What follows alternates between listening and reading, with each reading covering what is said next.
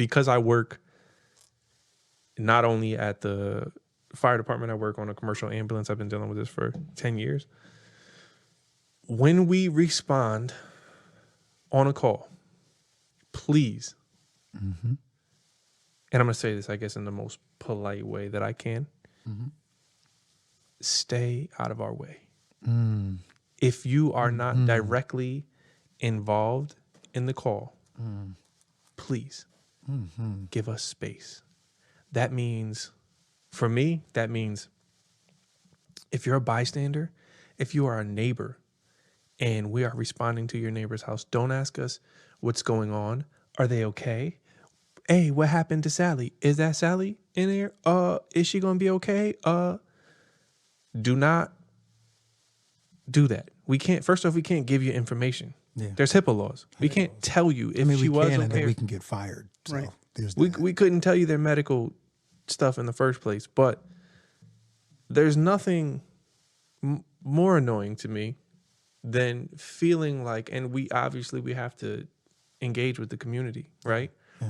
There's nothing more annoying than feeling like I have to stop patient care or prolong patient care to give you an update on somebody who I don't even know if you know them like that. And thank you. And to go into it a little bit more, like even like with family members, like I remember we had that call and it was a code, and you know, I'm trying to do CPR and I know it's your family member, I know you're a little angst, but like I literally had this lady hanging over my back while I'm trying to perform CPR. So now it's not even just about being annoying, like you're actually hampering the possibility of us saving this person's life. So really just give us space, let us work, man. Trust me, we are doing the best we can for your loved one, friend, family member, neighbor, arch nemesis, whomever. Right.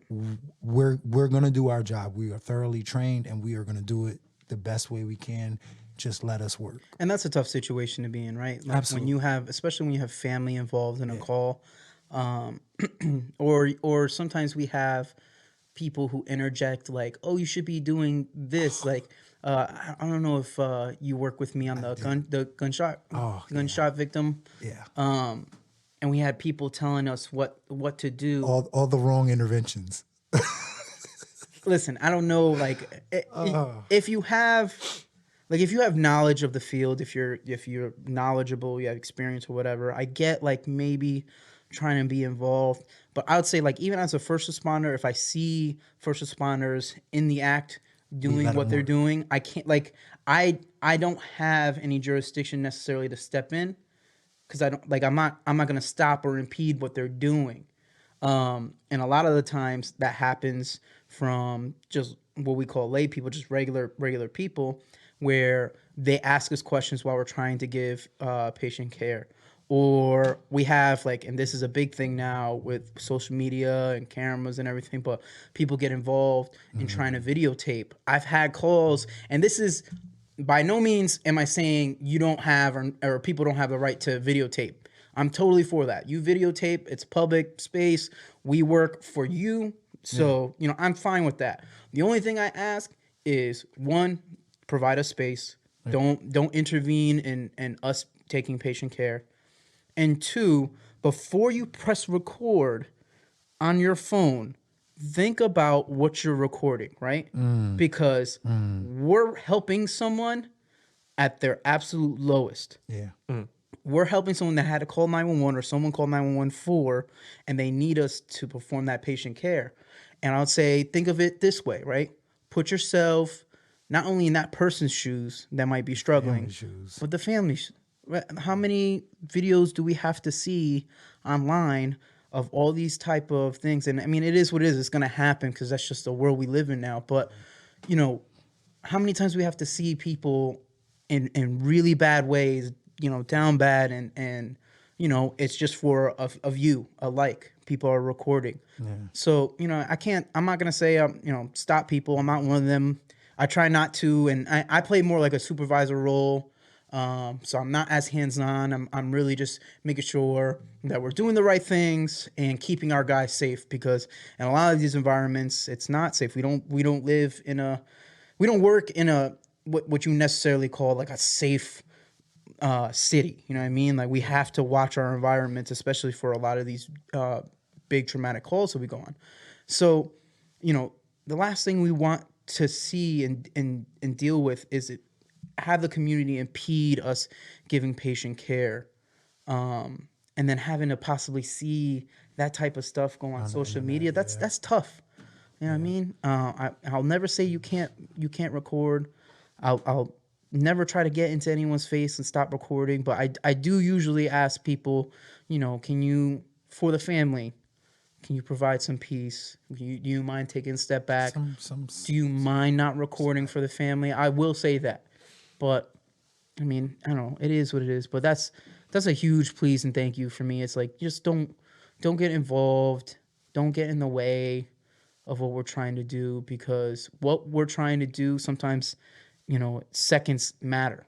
The seconds are huge with the things that we do. And you don't want to be the reason why, you know, someone makes it or not. You know, you don't want to be the reason why we fail at doing our job. Yeah. Right. Because, you know, you take that recording, you go home, you go about your day, but guess who has to carry that? We do. Yeah. And the family. Yeah, of course. for sure. But we have to carry it, you know, and we unfortunately deal with it so much as far as like death on the job. But I think too, that's one thing, like for me, I got to start working on not taking it personal. Like, I think, and we talked about this, you know, it was a code we had, and I was actually doing CPR. It was impromptu. The call didn't come in the way that it ended up. right. So we were kind of like caught off guard, like, oh man, this is more serious.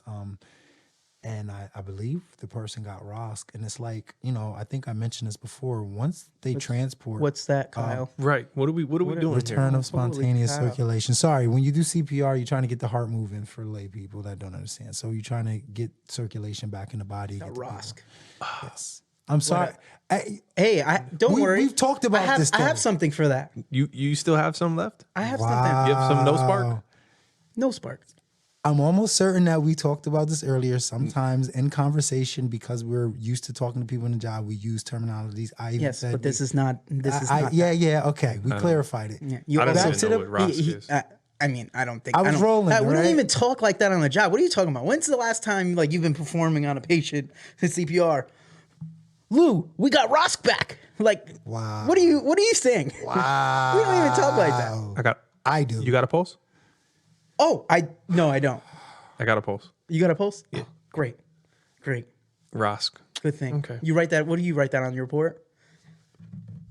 Angela Lemon was performing CPR. I hope you guys are enjoying And at one yourself. moment, they I hope you guys were are able to enjoying recover a ROSC. Kyle, I got your back. Me and my dogs on the front line. Me and my dogs on the front line. Be at your door when it's crunch time. Look, we at your door when it's crunch time. Risking it all to ease your mind. This all to ease your mind. This ain't a game, this is wartime. Look, homie, this wartime, yeah.